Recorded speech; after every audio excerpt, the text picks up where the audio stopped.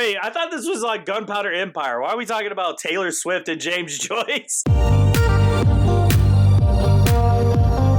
Thanks for joining the Escape With Me Book Club. Escape with me, Sam Reiner. And me, James Reiner. Into our most recent read. Come with us as we evade reality and go into detail about a new book. We'll be covering the book from beginning to end, so there will be spoilers. Today we're going to Los Angeles, California, circa late 21st century. Published in December 2003, Gunpowder Empire is the first of the Crosstime Traffic series. The world has found a way to avoid resource deficiencies by using string theory to jump into new timelines. Jeremy and Amanda plan on spending their summer with their parents in a timeline where Rome never fell and it still existed. Everything seems fine until Amanda and Jeremy get stuck in this timeline with no hope of returning to theirs. To make matters worse, war is brewing and the city is being sieged. Will they ever see their home again? Or will they even be alive for long enough to worry about that? So this is a young adult book? Yes, it's Turtledove's young adult series. The only one, honestly, because the other series he does are more for adults. Content warning, if you're not into blood or gore or death,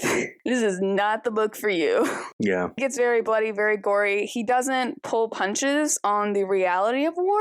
It's appropriate for the age group, but like I said, if you hate that stuff, he doesn't pull punches whatsoever. To judge a book by its cover, so you've known about this one for forever. Do you remember the first time you see the cover, or how did you find this book, actually? Well, I was interested in alternative history. I read in a book of literature, this encyclopedia, where it was just listing off all these different forms of literature, and under the section of alternative history, it talked about how one of the most well-known alternative history authors is a man named Harry Turtledove, and it gave a few examples of his work. So I looked up his books. I was curious into alternative history because I like all speculative fiction, which includes fantasy, science fiction, and all their subgenres like alien invasions or time travel, all kinds of different subgenres, and alternative history is one of them. Of course, alternative history is when someone writes a story about what if something was different in history. Takes the what if question, which is common with speculative fiction, and applies it to history. I hadn't really read too many, if any, alternative history novels before. So if they said he was the best in this book, I decided to look him up. The first book I read of his actually was a book called The Disunited States of America. It's actually part of the Crosstime series, but it's later. It's not one of the first ones he came out for that series. It was really good, though. That book is actually about alternative history where the United States never became one country after the Revolutionary War. Each state kind of became its own thing, its own country. And it's all someone from our timeline in the 21st century going to this timeline where Ohio and Virginia are at war with each other. So Turtledove is really vast in his knowledge of history and the different stories he's told. He has a really large library of alternative history. But anyways, because I read this Disunited States of America, I decided I'm going to read his other books. And eventually, I think it was either the second or third book of his I read was the Gunpowder Empire. And looking at the cover, it looks fun. I mean, it kind of tells you what's going on. You have Roman soldiers on horses and chariots and things like that, but there's explosions going on in the background and what looks to be cannonballs streaking through the sky. So at first glance, you're like, okay, Rome, but at second glance, you notice, well, Rome's not supposed to have cannons.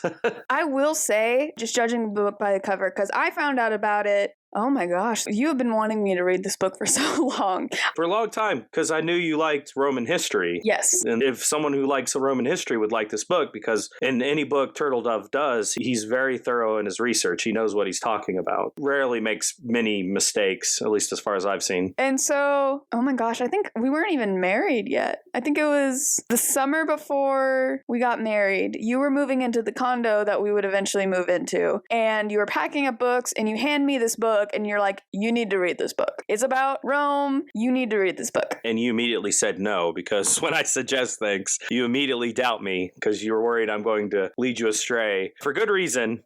Well, also in my defense, all I had ever heard about Turtledove was, I think you were reading the series where the South won the Civil War. It's called the Southern Victory series, or the Timeline 101, I believe, or 191. I'd have to double check that. But it's probably his most famous series. His most most famous book probably is Guns of the South, which is a standalone novel about time-traveling racists from South Africa going to Robert E. Lee back in time to try to make it where the South wins by giving them AK-47s. It's not a very serious novel. It was when he was first starting out, but it won an award and it made him more noticed. And that's a little too out there science fiction with the time travel and everything. What I love about his Southern Victory series is it's more realistic. There's no time travel. There's no AK-47s when they're not supposed to be. It treats it very seriously, an actual history book, which he's written a few actual straight non-science fiction history books as well. Not as popular as his alternative history, of course. Yeah. And so it's just, I was worried. Okay, there were two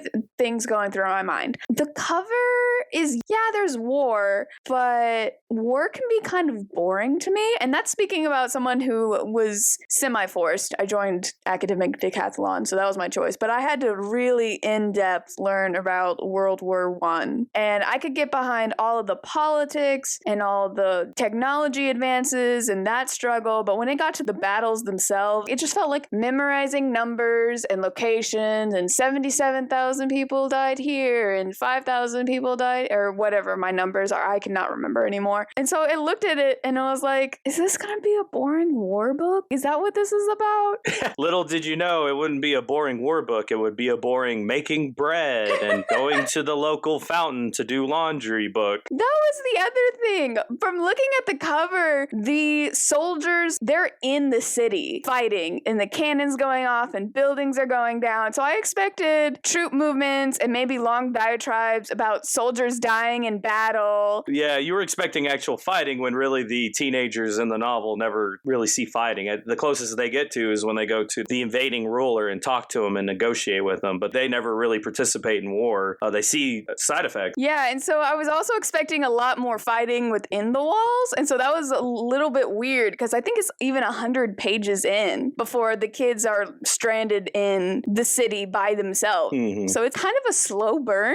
but in the way it's really having to set up normal. And because it's not our normal, we have to get used to this new normal. So then when things are shaken up, we can be like, oh, it's been shaken up. So it's a lot of groundwork that he has to go through, but I kind of appreciated it because, yeah, I am an ancient history nerd, which, by the way, it was so hard sometimes going through and reading it and then being like, oh, Rome doesn't have this or doesn't believe this or da-da-da. And I'm like, wait a second. And then he keeps reminding you they stopped developing around the turn of the century. I think that's about the time he put them in. I've read some things. They say they're probably about 15th or 16th century level of technology, which excludes Enlightenment period and the Industrial Revolution. They never really reached that point. The most they got is they're up to probably better ships and gunpowder. Yeah. And the bureaucracy's still there, though. So they've been kind of stunted. That's the thing about the Crosstime series. So the whole series about alternative future, I think, is 22nd century. Or it's like late 21st century. It's not far. It's more than 100 years into the future from where we live, but it's supposed to be our timeline, and someone in this timeline has discovered how to travel to alternative universes, and all these alternative universes are at the same time. They're at the same year. It's the same time period, just in an alternative universe. And then throughout the whole series, any world they go to isn't as advanced as our world. For some reason, our world is the most advanced one, though they always fear they're going to run into someone who's just as advanced. So they really are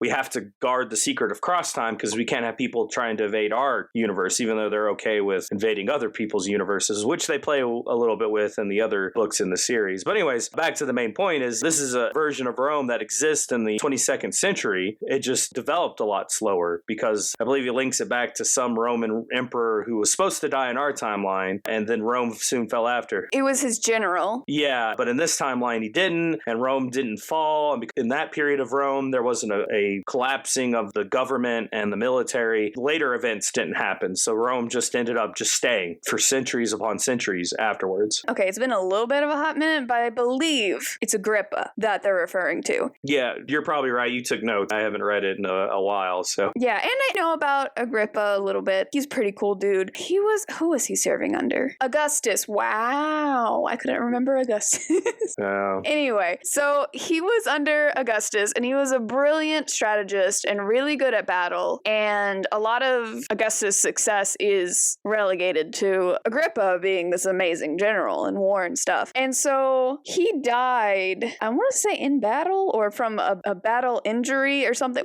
war related, where he died sooner than he should have. And he died 12 BC. And this decision, because there's always a point in time in these books where things are different, and that's what made the difference. Yeah. But he didn't die, and so he went on to take the throne and become the new emperor, and then his son became emperor and such and so forth. So he didn't just die in battle, he continued on. He won a battle that they lost in real life because he wasn't there. And so, like I said, it's about the turn of a century. So in my mind, I had to mentally wash out everything that happened after early turn of the millennia? What is that? What's a good reference to that? The meridian of time, there's different terms for it. I keep saying turn of the century, and that's inaccurate. Because it's around, you said 12 BC, right? Yeah. Yeah, you're missing out on basically the slow fall of Rome for the next 400 years. It just never happened. Yeah, and then you're completely missing out on the Byzantine Empire, which also went on to have a bunch of scientific success. One of them is medical. Because there was one thing where they were talking about the medical kits, and it was like,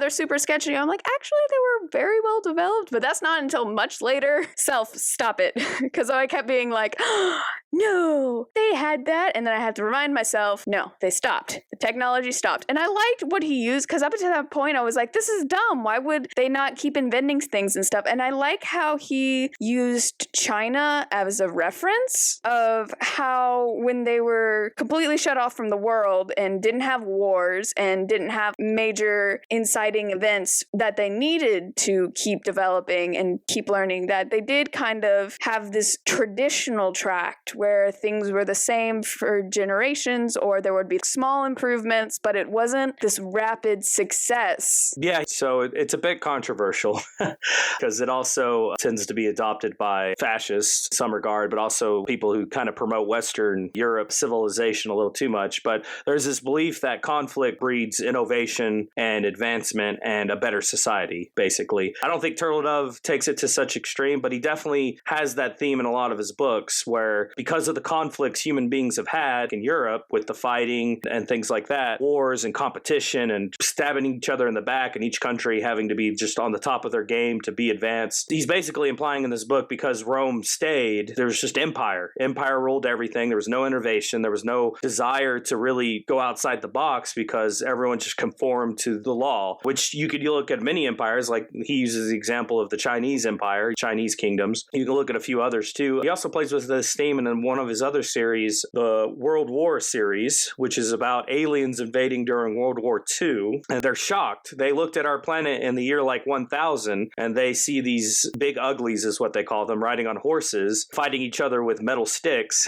And they're thinking, we could totally take these guys. And they take their time to get to our planet, about 1,000 years, and they show up. We're using tanks and missiles and airplanes, and they're shocked and like, what in the world? How did they develop so quickly in 1,000 years? And the reason is because their entire planet has become just one big empire, and they've kind of become lethargic, and they don't really think outside the box. They're just species that sticks to what the empire says. The emperor is pretty much a god to them. So they can't wrap their mind around being innovative or light on their feet trying to improve. And because of that, they're not able to overtake us very easily, because human beings are constantly fighting each other and we're terrible. But because of that, we're always ready for some kind of trick or a trap, or ready to take whatever technology we see. And it doesn't matter if we got all the kinks worked out, we're just going to go with it, right? Basically, we steal nuclear bombs from the aliens, and we don't fully understand what it is, but we start using it. And this just shocks the aliens, because they're like, they didn't test it for 300 years to see if it works. They just started using it in 3 months. So you can see a theme in Turtledove's books, and it's really playing in Gunpowder Empire. He's showing that you got a lot of bureaucracy, you got the empire holding this line everyone has to follow, kind of stifles innovation, stifles change, basically. And we kind of get a first-person view of that, because what had happened was, when they discovered these new timelines, is because their own timeline was lacking on resources, and they weren't able to figure it out. And so one of the huge things is food, and so that's what they're going to the Roman Empire for. And they will take inventions or technology that's slightly more advanced than they are, and they will sell that for wheat in return.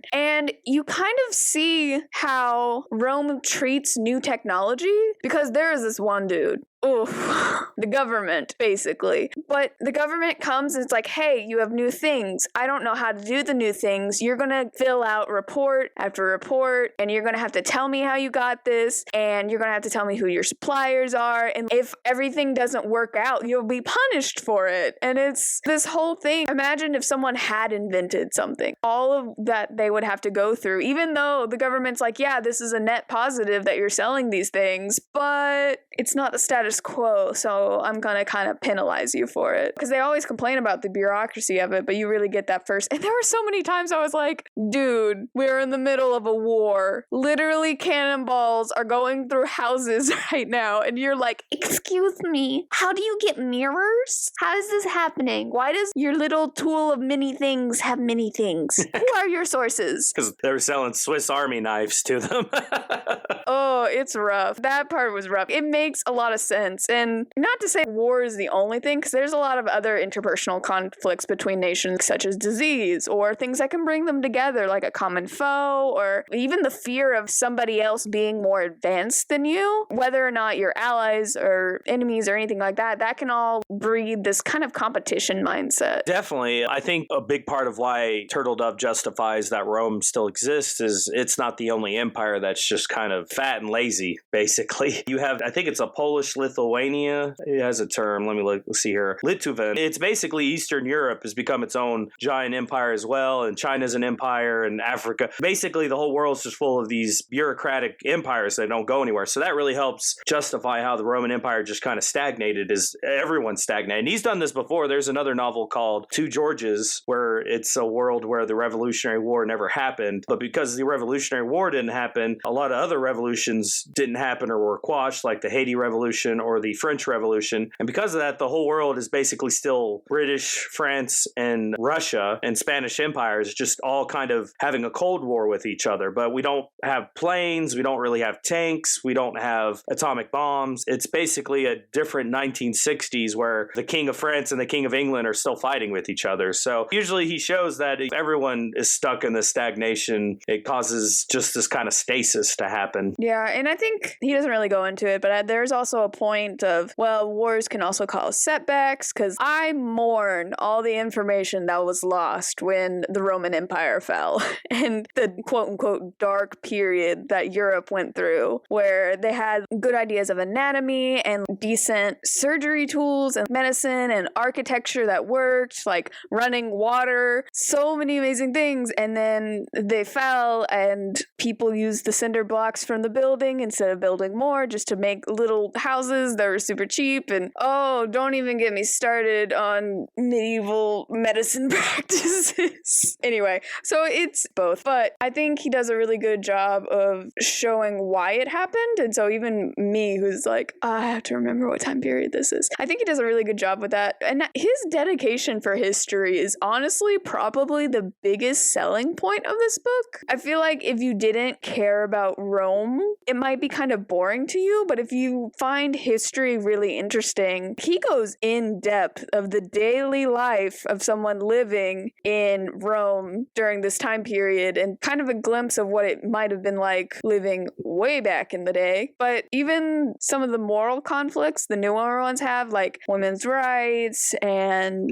slavery and things like that, that kind of goes back to something you warned me about when we began reading the book. And you were like, he repeats things a lot. I could not number to you how many times they talked about slavery and how much they hate it, or how many times Amanda brought up either women's rights, like people are treating me bad, but even how many times Amanda was like, they said this, I knew he was gonna say that, or something like that. They're little quirks that they all have. Yeah, he learned his lesson in some novels, I believe. Especially, like, this novel's easy. You have two characters, Amanda and Jeremy, right? Yeah. That it bounces between, where you see their perspectives, the young man and the young woman of the family that's working in this alternative Rome to bring crops back to the timeline. Which shout out to the publishers for the back of the book that doesn't even mention Amanda. Cool, guys. It doesn't? I didn't even notice that. A book completely derailing how women should be treated seriously, but you gotta market it to the boys. Yeah, this was, what was this, early 2000 this was published? Yeah, and so that's on the publisher. But anyway, continuing.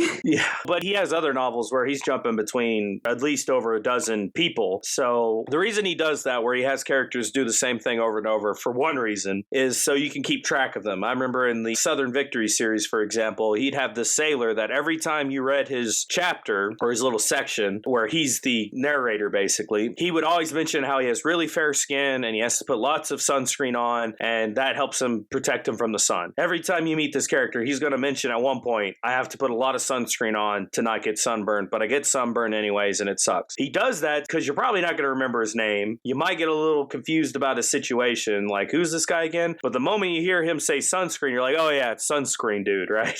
So he kind of does this with a lot of characters to be able to show each person's different. We all have our quirks, right? There's something that we repeat to every person we meet. There's something we do constantly every day that's just unique to us, right? Another reason is, and you brought this up earlier when you were talking about doing the daily activities in Rome, just a person making bread or a person going to draw water. So there's been a shift in history in the past couple decades of trying to shift away from what's called big man history and shift more to common history. And what that means is we used to look at history as big people. I want to study George Washington. Everything's about George Washington. George Washington is an amazing man. He made all these decisions that changed history. He was the highlight of this century, right? And that's how it was for a lot of points in history. I want to study about Napoleon. I want to study about Julius Caesar. Well, there's been more of a shift recently to kind of not look at history as just these big men coming into history and changing it, but instead looking at the common people, the people who would just go through their daily lives. What did they experience? You see that a lot, especially with younger. I feel like it connects a lot better with younger kids because you'll see things like on TikToks, entire accounts dedicated to 1920s fashion or 1960s food or something like that, where it's very specific things where people can connect to. Well, it also changes how we view things. Another reason it's very important to not do big man history is it's always assumed, for example, again, George Washington, John Adams, Thomas Jefferson. We used to think of these big founding fathers changing history. They're the ones that spurred the revolution, when really we're looking at it differently, that these men were just following what the common man wanted, that it was really the common man who was having the shift of independence, that they're no longer viewed as Englishmen, they're viewed as American, and that really these founding fathers were just part of that trend. So it shifts from big man history, where George Washington and all these men caused the revolution to happen, to the revolution happened because of common events out of their hands, that history just progressed forward. So Turtledove and his writing, what I appreciate about it, now it can get a little boring for some who aren't used to Turtledove because we're used to big man history. We like learning about the hero. We want to learn about Arnold Schwarzenegger plays George Washington and he's going to cross the Delaware and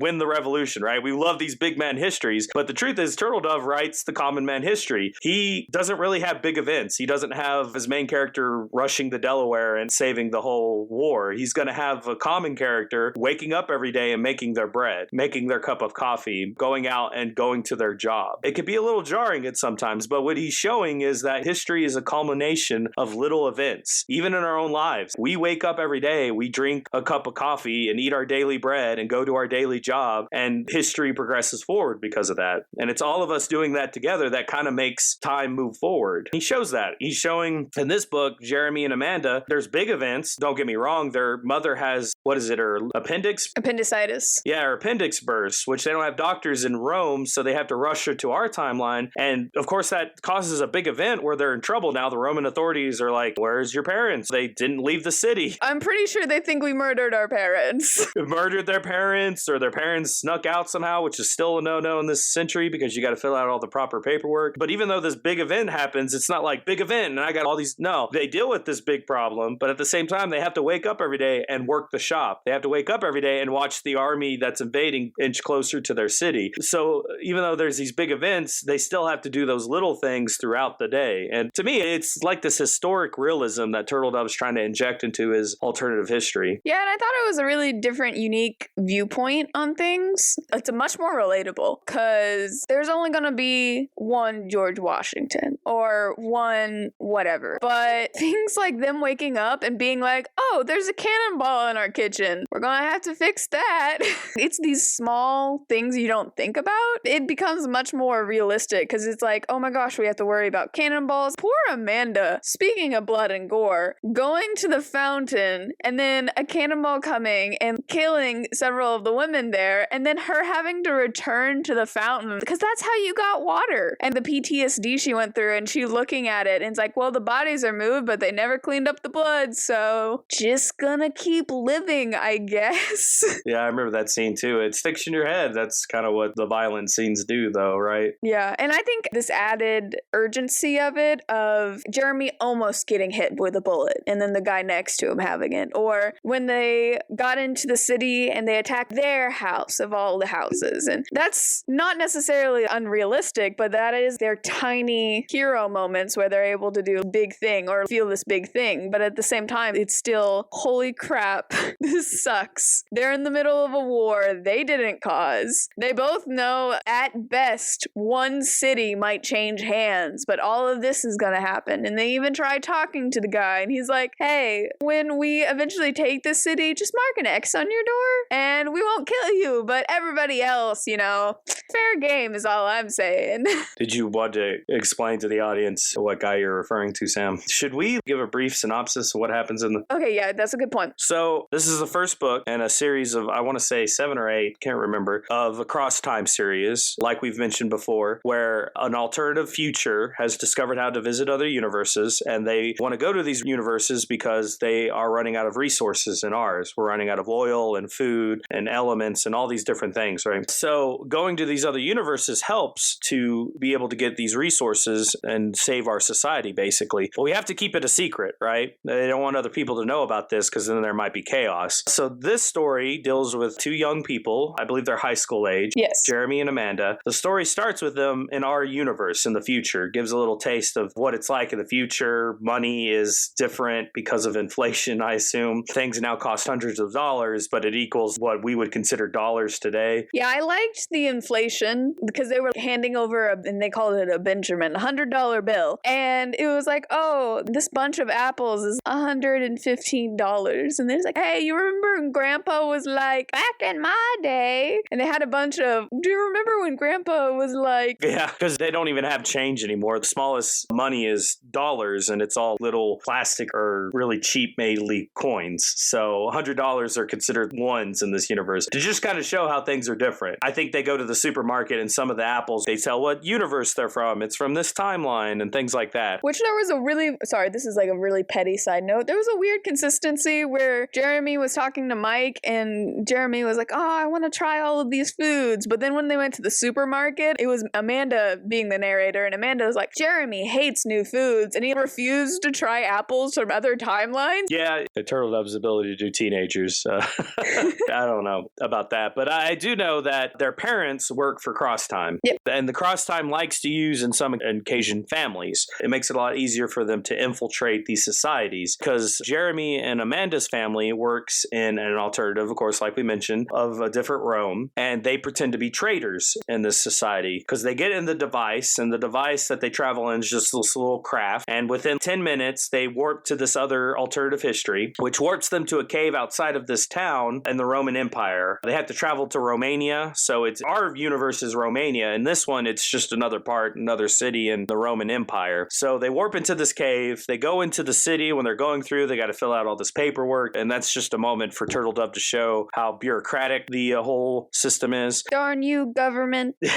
Once they get inside, the officials are, like Sam mentioned before, very not sure of them. They're a little skeptical. They're a little suspicious of the things they keep bringing into the city from some unknown location. These really nice mirrors that are better than anything they can make. These Swiss Army knives that are just a marvel to them. And they, of course, sell this for the food, which they then ship back out of the city, but it never gets to what they believe is some other city in the Roman Empire. It instead goes to that cave and shipped back to our timeline. Well, unfortunately, while they're there, Amanda and Jeremy's mother has appendicitis, and luckily they have a room in their basement, a hidden room, that has one of the Crosstime crafts in it, and they're able to send their mother back to our universe to get the proper surgery. And they were supposed to be right back, but what happens is terrorists hit at that time in our universe and shut the whole Crosstime Traffic down. So that causes a problem. Now Jeremy and Amanda, these two kids, have to explain to the Roman authorities why their parents are missing. They explain, hey, they went back to our city we're from, and they're like, but they never filled out the paperwork to leave the city. So then they start getting the suspicion on them. But then, to add on top of that, there's an army coming from the north that is this Lithuanian, it's Poland and Lithuania, basically, invading the Roman Empire, having this fight with them. It's a made-up country invading Agrippa Rome, but it's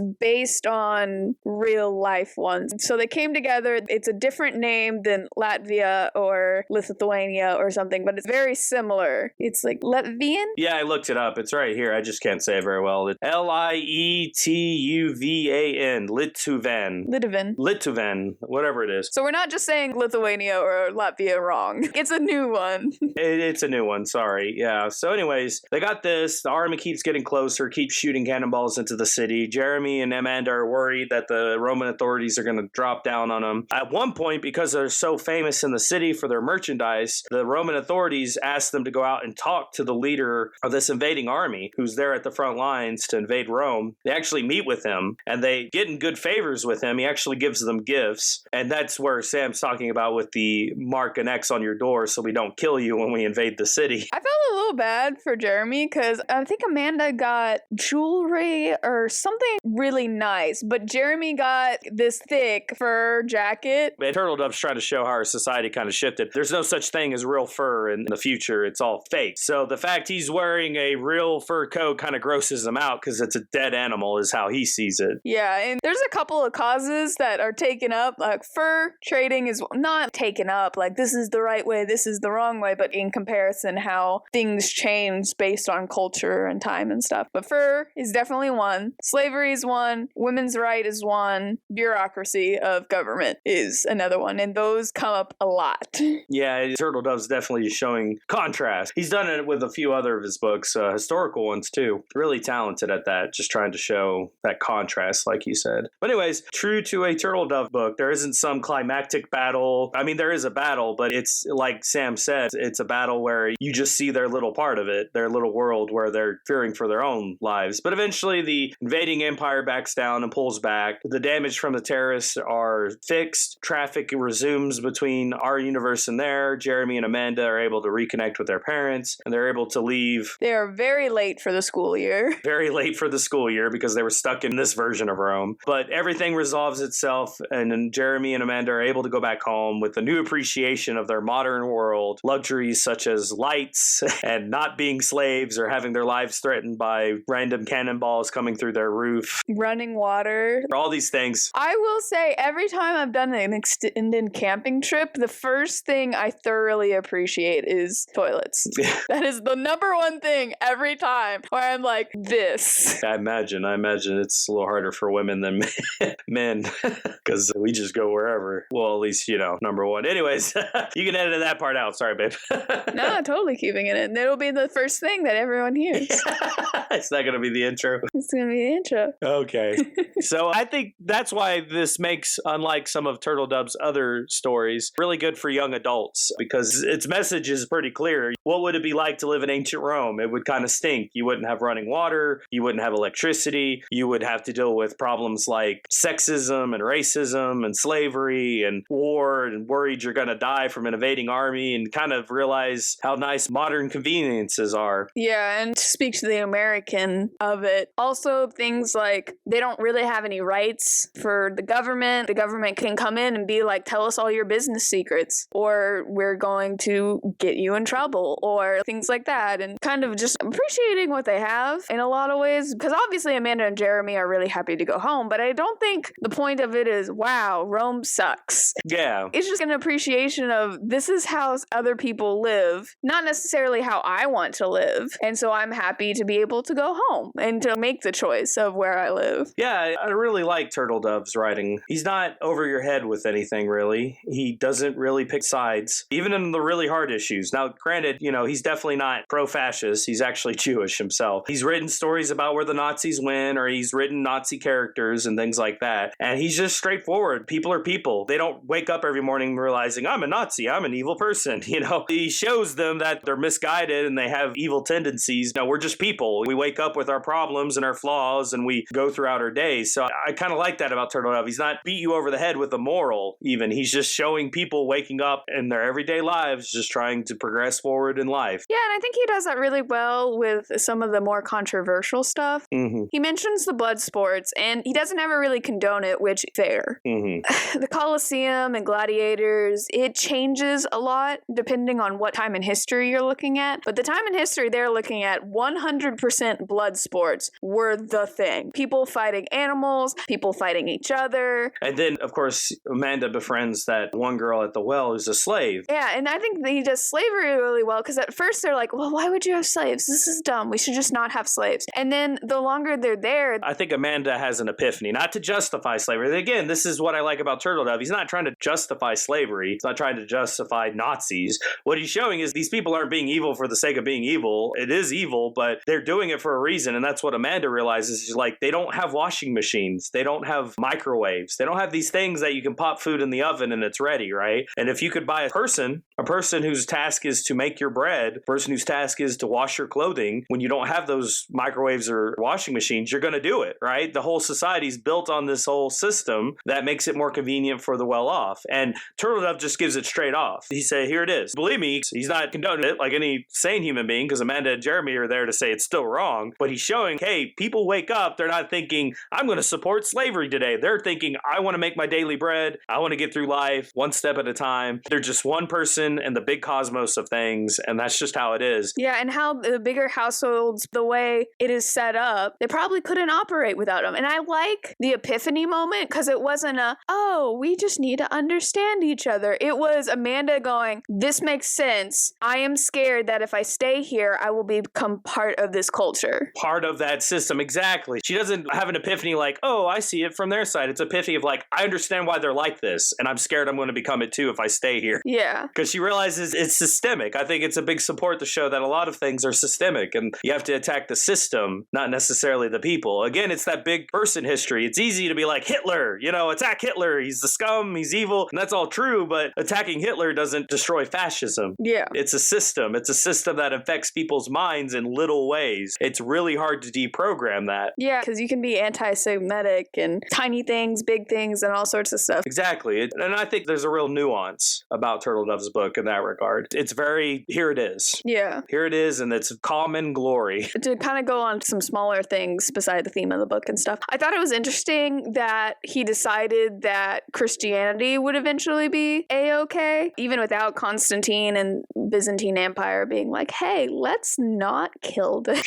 Well, actually, funny enough, I read recently, I've been reading through the history of the popes and their slow rise at the beginning, in Rome at least, and it was persecuted, but it was also viewed in its early times as just, oh, that's what slaves and poor people follow. That's the religion of those people. And it kind of reflects in this book still, like, oh, slaves can be Christians. And well, granted, there's rich Christians, but it's not the domineering force like it is in our world where it just kind of takes over everything. Yeah, and it's kind of morphed into two different ones. Yeah, it's one of many religions, like the Roman religions are still there. Yeah, and there's one type where it's like you're strict Christian, and then there was this other type that is more politically okay to be Christian, where you pray for the emperor's spirit. Yeah, which again is showing Turtledove his chops, how he's good at research, which makes sense. His actual doctorate is in Byzantine history, UCLA. That's where he got his doctorate. He's actually a history professor. He still teaches occasionally before he became a fiction writer. But it shows that he's good at research. He's done it his whole life, and he knows what he's talking about. And he doesn't pull a lot of his ideas for his novels out of thin air. He uses real history to get to his ideas. Like this idea of it's okay to be Christian if you pray for the spirit. Again, I just read in that Pope book, that's what kind of eased off the pressure off early Christians, is that the Roman emperors would go through phases. Some would try to kill them all. Some would be like, okay, you can be Christian, but you have to do this. You have to pray for the emperor. You have to pay a tax. You have to do these things. He does that in a lot of his novels, where he takes actual historical examples and just transfers them into a different situation. Probably his most famous example is the Southern Victory series. He's basically showing how the South, if it was an independent country through World War I and World War II, would just turn into Nazi Germany. It's one of his most simplistic forms, but as a reader, you keep a sense of credibility with your reader when your reader's making these connections. When you're watching these Confederate soldiers spout out slogan and round up African Americans, you can see, oh, I see where Turtledove is going. This happened in Germany. This is what they did. So it makes these connections where this makes sense. This could actually happen. Yeah, that was really cool. I was going to say the blood sports are accurate. To go back to that, I'm a little sad that they were only Coliseum and they didn't go into boxing or wrestling, because there were other blood sports that they were really into beside just, gladiators, everyone come here and kill each other. But that is probably a simplification. It's like, that's fine. You got enough history in there. It's fine. Okay, so there was a point that got brought up and I thought about it a lot. There's a point where Amanda suddenly gets really weirdly sentimental about old things being destroyed for new things. And I'm pretty sure this is in relation to after the fountain got destroyed, some sort of tablet that had been there for thousands of years also got broken, and everyone else was like, okay, they didn't care. And then Amanda was weirdly sentimental, like, but it's been there for so long. And that got me a little bit, because that's technically exactly what the cross traders are trying to do. Their whole thing is, we're going to give them this, but we're also going to see if we can advance them a little bit. We're not just selling what they already have. And so that was a little, I don't want to say hypocritical, but I think that was a really interesting point. Yeah, I kind of remember that part because he plays with that theme in other books too. Because I think he doesn't even mention a few times this society thinks in long term. And I think he's trying to show, and if you really want me to get literature major on you, it's the issue of modernity. You feel like something is lost when you go through too rapid of progress, right? You go to that shopping mall that you used to go to as a kid and you see now it's completely gone and it's replaced by Dunkin' Donuts. And that's all there's there. You're thinking, I used to go shopping here. I got books at the bookstore and went to the movie theater and now it's gone. There's this sense of, I understand it had to go because progress, but another sense like I lost something there. And I think that's what she's seeing there is a sense of we lose something in our progress. And I think, again, it's just like her revelation with slavery. Of course, she's going to choose modernity. She's going to use progress. She loves the hot water and the electricity and the women's rights and no one's slaves. But there's also a sense that was there forever and it's gone forever. And that would probably be even more shocking to an American, because I remember when we went to Italy and we would see something and they'd be like, yeah, this is 2,000 years old. And we were sitting there like, our country isn't even 500 years old and you've got something that's 4 times as old as us. Exactly. That old. But it's true. And to them, why should they care about this tablet, which has been here for 5,000 years, when everything in that city has been there for 5,000 years? It's the same. Are you going to shed a tear because that Kmart you went to as a kid has now gone under and it's now a U-Haul? You may be a little sad, but you're not going to sit there and, be like, no, rip your shirt off. Kmart. Or if it turns into something better. Even better. You're like, yeah, heck yeah. U-Haul. I need to haul some stuff. Because I've had that happen before where this rundown place and it's like, this place sucks. And then someone else takes it over and then it's cool. And you're like, cool, I like going here. But I think that's what she's showing is that these Romans, to them, it's no big deal. But to her, she realizes, I don't think I've ever touched something 5,000 years in my entire life. And this sign is gone now. We would have cherished this in our timeline because just to have that piece of history. But here it's just, that's the corner of our street. Who cares? Yeah, we've seen this forever. It doesn't matter. It's fine. It's whatever. I have so many notes in here. Just me going, this business report is dumb. This what? The business report. Jeremy called it, okay? Jeremy was like, you have a war going on and you're only focusing on this because you can't war. Gotcha. Yeah. The bureaucracy. I was so and the stupid guy that kept showing up, I'm so important. I'm telling you this. You better do what I say. And it's just like, you have nothing better in your life, do you? So yeah, I have way too many notes about that. I liked how they were accurate about the naming structure, how Amanda and I think the mom's name is Melissa, they could keep their names because those would have been around in Roman times. But Jeremy had to change his name, and I think the dad changes his name? I can't remember off the top of my head. Yeah, I honestly can't remember the parents' names. I, again, read this, heavens, like 5 years ago. I didn't reread it. I'm sorry. I remember a lot of it, though. Yeah, I just liked that. And then the whole nicknaming thing, which takes me back to Latin class. Because, yes, that was a thing. People would have nicknames. And then if you were friends, you could call each other by your nickname. And it was cool. To this day, I still want to know who comes up with the nickname. This is a really petty thing. Okay, because it would be things like, That one dude, his nickname meant that he was bald. It was like, if you were not bald in your 20s, what was your nickname? Who decided that you needed to change your nickname when you bald? I don't know. I wish he talked about that. I wish he talked about how they got their nicknames, because Jeremy's is tall, because he's really tall. I imagine nicknames change, too. That's the thing with nicknames. But who decided that? I think they put it on the business report. I totally believe in this bureaucratic system. Whatever name you had, it was like changing your name. You have to fill out a bunch of paperwork to change your nickname. I don't know. But that stuck in my back of my head every time someone new was introduced that was a man. I just kept being like, who gave you that nickname? Some of them were unfortunate, okay? That's how you know someone gave it to them. You kidding me? Do you think some people are out there naming themselves bald? That was just the thing, because there's no way that guy was like, yes. You know what I want people to call me? Baldo. There you go, babe. You would notice the nicknames. I get hung up on really petty things, because I've been caught up on that for as long as I can remember. Anyway. Try to think if I have any questions for you about what you thought about Crosstime series. It's a good book. Did it make you want to read another Turtledove book? Okay, so... It's okay if it didn't. I understand. No. The answer is yes. Uh-huh. But... The big but here. Because another reason I didn't want to read this book is because you had talked about all the Harry Turtledove series that you had read, like I said earlier in the podcast. And I don't know if his adult stuff is my style. It probably isn't, no. And especially some of the longer ones where it's like 8-book series talking about how the South won the war. That is his longest. It's 11 books. That's a lot. Each book is about 600 pages. So the answer is yes, but probably just his YA stuff. I'd be cool reading some of his other Crosstime stuff, but... Now, granted, he doesn't just do series. He has some one-off books that are pretty good, too. Yeah. He has In the Presence of My Enemies, which is about the world where the Nazis won, and they're now the big super dogs of the world with their nuclear bombs, and America's subservient puppet. And it's a story about a Jewish family living in secret among them. Their father was somehow able to slip under the radar, and they're all Jewish, and they got to keep that secret in this futuristic world. And again, Harry Turtledove uses historical events that actually happened to try to make his stories make sense for the reader. So basically, it's the future where the Nazi Germany falls, very similar to how communist Russia falls. Yeah. There's a change of power, and people are kind of sick of fascism, and there's just this changing of hands without any real bloodshed where fascism kind of falls, just like the Berlin Wall falls. Yeah, and there's a lot of really cool small things. Yeah. Because you mentioned one time with the tanks in the Southern series, I think, about how they're not called tanks, they're called barrels.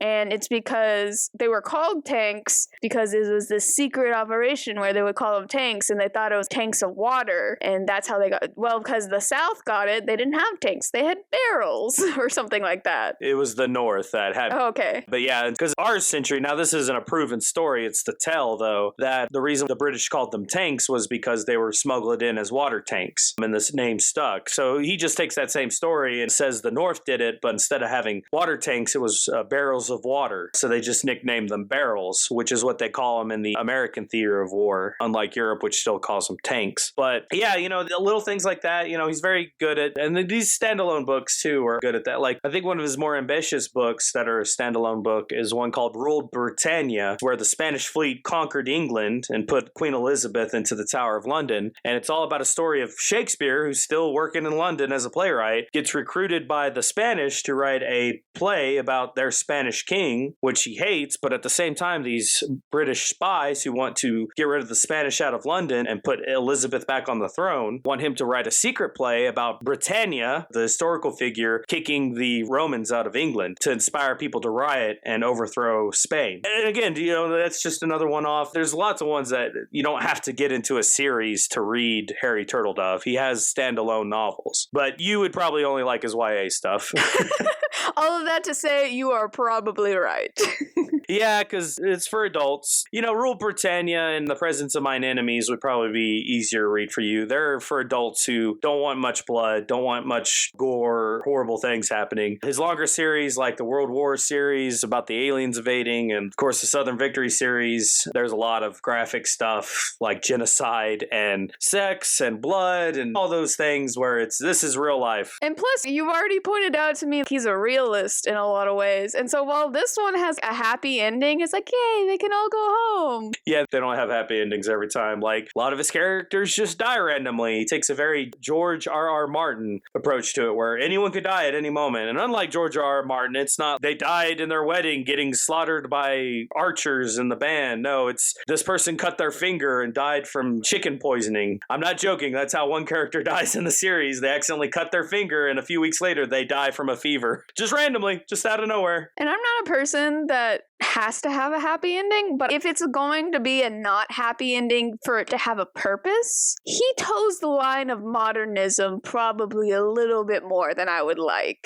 Sort of. There's a few books, like as standalones, have really good climaxes that you have in a movie, or, oh, this big event's going to happen, and is the hero going to get through it or not, right? Because standalones can do that. Like this story has a bit of a climax where they're able to go home, but some of his stories, they just end. That's how history is. Time marches on. The characters, they don't have this big event in their life. That's the last chapter you hear from them. They finished a legal case where they tried to defend this person on death row and it didn't work out. It just kind of the stories end in his bigger series. Yeah, and I spent too much time reading The Sun Also Rises and The Sun and the Fury to be like, yeah, let's just let it end.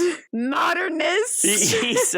I would say he's a modernist. He's not. I just said that's why I think he toes the line sometimes. Let's be honest, in this day and age, everyone's a bit of a modernist. That's just how we write now. That's how big of an influence modern. Now, don't get me wrong, it's not stinking Turn of the Screw. Yeah, William Faulkner, Henry James, Hemingway, James Joyce. It's not that modernist level where you can barely make heads or tails of it, but it's a modernist in the sense of a string of consciousness, doesn't always follow a linear narrative. Doesn't necessarily have the stereotypical story structure either. Exactly, yeah. They kind of toss in a few not traditionalist ways of writing the story, which in that regard, Turtledove, you would say, is a modernist because he doesn't stick to your classic 3-act structure. Yeah, 3-act structure, great men plot where this person's going to conquer the world. No, he just kind of has where the characters go through life and there's a little window of their life.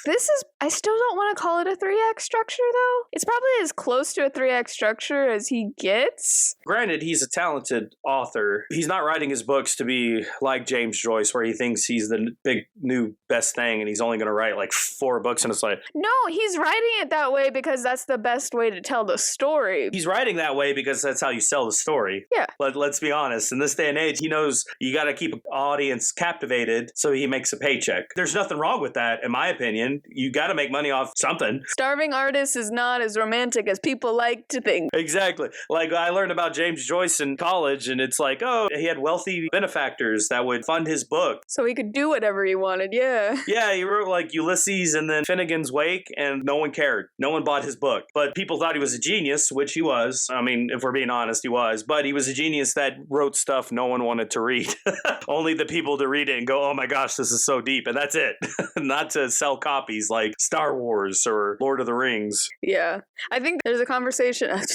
Let's piss some people off by comparing him to Taylor Swift real quick. I was just going to point out that there's a conversation where, yeah, she made herself in a way, but in the other way, her parents funded her so she could only focus on singing. She wasn't having to do that and work full-time as a waitress. Exactly. So Harry Turtledove, he doesn't have some benefactor that's going to let him write whatever experimental literature he wants. He's got a family. He could teach history, but he's really good at writing fiction. So he's going to write something that people want to read. And readers tend to like the 3-act structure with an easy to follow plot. Not to poo-poo young adults, but that makes more sense for a young adult novel to have it a simpler structure. So it's interesting. Gunpowder Empire is really good, but it's not even, I would say, the strongest of the Crosstime series. Ooh, that's exciting. Yeah, personally, I'm a little favorable to this United States of America. It was the first Turtledove I ever read, but it's good. It was your first. It was my first. I also like In Higher Places, which is an alternative where the Black Plague lasts long and Europe is still kind of stuck because of the plague years. The world hasn't really progressed that far. So things like slavery still exist. There's a new religion that is an offshoot of Christianity. And another really good one is the West Side Valley War, which is a world where the bombs dropped in the 70s, but not so bad that all of society died, so all that's left in California are these little city-states that still have wars with one another. That one's pretty good, too. Oh, that reminds me of City of Sparks in the City of Ember series. Yeah, you probably see similarities, but I thought that was a really good one as well. Gunpowder Empire is a really good book, but honestly, you got a lot of good ones. Anyone who loves history, anyone who likes to think they're smart like myself, I would suggest the Turtledove book. They're a lot of fun to read. So going on to general thoughts, yeah, I have to agree. It's solid. It's great for people who are interested in history. If you like only a certain type of history, I'm sure he has a book about it. I'm slowly learning he has a little bit of everything, which I find interesting. He's following in the footsteps of Asimov, the famous science fiction writer, who I want to say had hundreds of books, and they weren't all fiction. He was actually like Turtledove. His degree was in chemistry, and he was a teacher, and so he actually wrote chemistry books as well, on top of essays and articles and his fiction and his nonfiction. One question for the author. I technically have two, one pertaining to the book and one not pertaining to the book. My first for the author would be, why did he pick Rome to begin with? Was that a safety subject? He knew that really well, and so he felt confident in it, or was it just an interesting idea he had needling his brain? I think that would be pretty interesting. Did you want my best guess on it? Sure. For what I've read of Turtledove, he became a fan of alternative history when he read, I forget the name of the book, but he read a book about an alternative history where the Byzantine Empire, a different alternative history of that empire, that actually is what inspired him to study Byzantine history. Because he read that, he got inspired. And the reason I'm bringing this up is Turtledove's known not to just do the cliche one. Alternative history, people tend to focus on big events that affect them in their immediate lives. Specifically wars. Exactly. World War II is a very popular subject that people like to write alternative history war. Tell me, Sam, how many Spanish-American wars do you think alternative history novels about that war there are? Not many, right? Because that's not in our consciousness, though it was a very important war. No, but now I'm interested. What would happen if they kept Texas? Yeah, that's not the Spanish-American war. That's the Mexican-American war. No, but now I have a bunch of questions. What if they kept Texas? What if they never left Florida? Exactly. So here's the thing. There are a lot of novels on the popular events, but not many on the lesser-known events. And that's what I like about Turtledove. He sometimes does the slightly lesser-known events that not many people do. He's done the big ones like what if the South won the war? What if the Nazis won? Yada, yada. But he also does one, this one's kind of popular too, but what if the Spanish took over England? What if the Revolutionary War didn't happen? What if it did happen, but the states didn't stay together? And then you got one like, what if Rome never fell and lasted many centuries? He kind of reaches a little bit farther out than some people. And then there's a few stories, and usually he does short stories because these probably wouldn't sell as well, where it's really obscure points. I remember reading one of his short stories where it was the time where forget who was deciding what religion to make his country, and he was deciding between these people who came to promote Islam and the people who promote Christianity, and the ruler wasn't sure if he wanted to do Islam because they forbade alcohol, but it would let him keep as many wives, and he wasn't sure about Christianity because he would have to give up his wives, but also he would be able to drink alcohol. So he ends up in the real world choosing Christianity, and that's a big turning point in the rise of Christianity, and also how Islam didn't spread in a certain way. But in this short story, he chooses Islam, and it heavily implies all the things could probably happen now because it was someone in the, I can't remember where, it's an important point of history. But my point is like, even I am not fully aware of this ancient moment in history that was so important, yet Turtledove's writing a short story about it. So he's really good. So that's why I think he chose Rome. He likes to explore different ideas, especially ones that haven't been done before. Yeah, and so I guess that's my second question, more specifically to him, is I would like to know his comfort zone of history, because another part of me would think it would be really interesting to read things like, what if somebody else had won the Three Kingdom War in China? What if the Chinese never went to Japan? Or what if Mansa Musa had never done his great pilgrimage where he caused gold to become worthless? I got you. More non-Euro-centric, Western-centric. Yeah. Because all the ones I've just listed are all Western civilization issues. I agree. I think it'd be nice to see more stuff that doesn't take place in Europe, doesn't take place in the Mediterranean. Yeah. Doesn't take place in a European-dominated America, basically. Yeah. Things like, what if the Aztec Empire never fell? That'd be cool. Oh, if you want that, that, I know this is supposed to be Gunpowder Empire and Turtledove, but it is Kim Stanley Robinson. The book is called The Years of Rice and Salt. He is a very famous science fiction writer. He's done a Mars series about terraforming and living on Mars. But this one is, he did an alternative history, and it is about how instead of the Black Plague killing only 1/3 of Europe, what if it killed 9% of Europe? And it jumps through the centuries, starting from that point. And what it shows is how China rises to power, how Islam becomes a dominating religion, how the Americas aren't invaded so soon, so the native tribes there become their own country. And he extends it all the way up until basically our time period and just shows how different the world would be. Now, it's a big leap, which unlike Turtledove, where Turtledove sticks to sort of examples in history where it could be very concrete, Kim Stanley Robinson doesn't stick to that. He's just going pretty fiction-wise, just going out there. He's not so bogged down by the historical facts. He's just showing this kind of alternative world. Like there's this big war between the East and Buddhism and the West and Islam, and it's like World War I, but it lasts for 80 years, or I might be exaggerating with the years, but it lasts a really long time. And there's not much historical base for it, but it's very interesting. And he's still using a lot of accurate stuff about Islam and Buddhism and the countries in that area, but it's so far off our normal timeline that he doesn't get bogged down by the, could this actually happen? Yeah, especially since my preference, my historical comfort zone is ancient history. So there's just so many spots in history where things could have changed. Like what if instead of creating a peace treaty, what if Ramses II didn't win the Battle of Kadesh and then the Hittite Empire began invading Egypt? That would be a huge difference. What if the Ottoman Empire never lost the Silk Road? There's so many really cool ones. Oh yeah. So, alternative history is a subgenre. There's a lot of fertile ground. I don't know if there's much of a reading audience. Which is the sad thing. When you're into something indie and hip.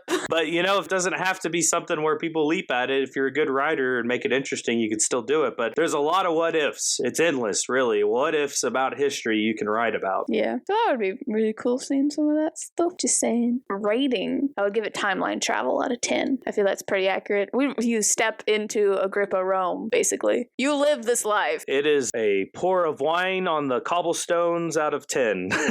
That happens in the novel where they have to pour a little wine out of their goblets. Is it a tribute to the gods or something? And she notices the wine stains on the stones. Pour one out for Harambe. That kind of thing. Exactly. It's one wine pour out of my goblet out of 10. I would like an explanation of what that means. I attribute it to the fiction gods. I think it's a worthy book. I think anyone should read it. I put it highly on my list. That's why I kept pestering you to read it. Yes, for a long time. Hello. Also, you like Roman history. I do. I knew you would like it for that. It was very good. Would you read it again? Yes. I thought it was pretty good. And even when you know the ending, there's no plot.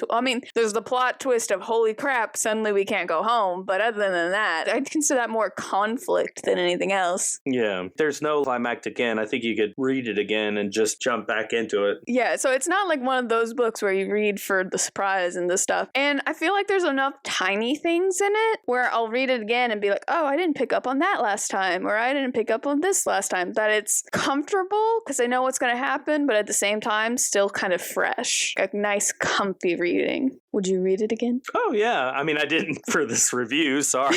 I am reading so many other books right now. I'm so important and popular right now. Like, I can't. Yeah, right. I can't. I am not important or popular. I overwhelm myself with trying to read too many things at once. Oh, like my stack on my desk right now is ridiculous. So, have you read this book? If you could experience an ancient civilization, which one would you choose? Do you have any book recommendations for us? Tell us all about it in the comments below. If you like the video, hit like, and if you're enjoying yourself, hit subscribe for more. Thank you so much for exploring Gunpowder Empire with us. I'm Sam Reiner. And I'm James Reiner. And we hope to see you and a friend here next time. Escape with Me Book Club is a Lunar Skulk production. Check us out on TikTok or Instagram to keep up to date with us. Lunar_SKULK.